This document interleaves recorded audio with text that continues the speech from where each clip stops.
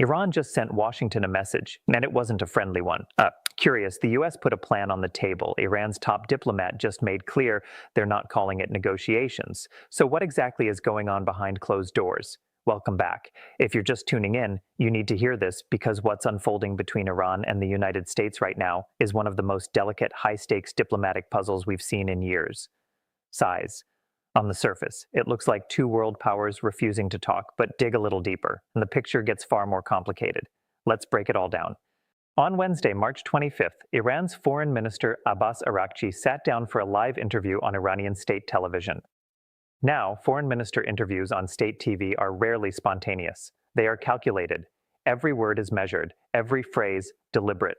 So, when Araqchi stepped in front of that camera, the world was watching, because the question on everyone's mind was simple.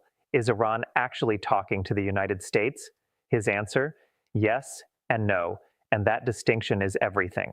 Here's what he said, and pay close attention to the language because it matters enormously. Araqchi confirmed that the United States has been sending messages to Tehran. Not one message, multiple messages. Through multiple intermediaries, meaning friendly third-party countries acting as go-betweens. And Iran has been responding, sending back its positions, issuing what the foreign minister described as necessary warnings. So there is communication. Active, ongoing, back-and-forth communication between the two sides. But, and this is where Tehran draws a hard red line, Araqchi was unambiguous. I state firmly that there has been no negotiation or dialogue with the American side. In diplomatic language, that sentence carries enormous weight. Iran is essentially telling the world, we are not sitting across a table from Washington. We are not legitimizing their outreach. We are simply receiving their messages and responding on our own terms. Now here's where it gets even more interesting. Reports had emerged in regional and international media describing the American outreach as a 15-point plan, a structured proposal put forward by Washington to de-escalate the situation. Araqchi pushed back on that framing. He said that what the U.S. sent over were not formal policy documents. They were, in his words, various proposals and different ideas. Whether you call it a 15-point plan or a collection of proposals, the substance remains the same. Washington put something on the table. Something concrete enough that Iran's foreign minister felt the need to address it publicly on national television. And what happened to those proposals? They were passed up the chain. Araqchi confirmed that all of the American messages and proposals have been conveyed to Iran's senior authorities, meaning this is now sitting on the desks of Iran's top decision-makers. The foreign minister added that if a formal position needs to be taken, it will be. But for now, Tehran's official stance is this. Our policy is to continue resisting and to continue defending the country. Here is the part that should stop you in your tracks. Because buried inside all of this diplomatic language, inside all of the careful denials and technical distinctions, is one sentence that changes everything. Araqchi said Iran may be open to ending the conflict, but only if its conditions are met. Read that again. Iran is open to ending this. That is not the language of a country that has completely closed the door.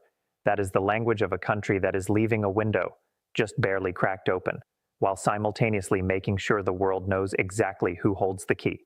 This is Tehran's message to Washington, to its regional allies, and to the watching world all at once. We will talk, but only on our terms. And until then, we are not backing down. Now let's zoom out, because none of this is happening in a vacuum. Since the launch of what U.S. military command designated Operation Epic Fury, the region has been in a state of sustained crisis. Iran's response has been both calculated and devastating on multiple fronts.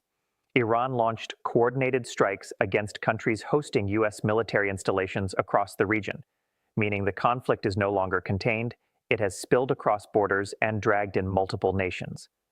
And then there is the move with the most global consequences. Iran has effectively blocked the Strait of Hormuz.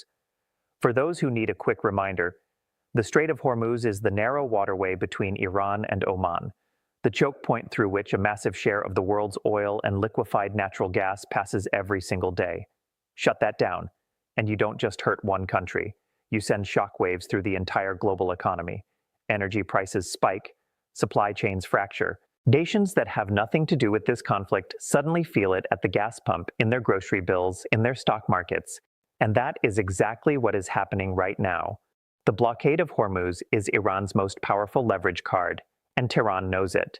So let's be clear about what this moment actually represents. We have two major powers exchanging messages through backchannels while publicly denying they are in talks. We have a global energy crisis unfolding in real time.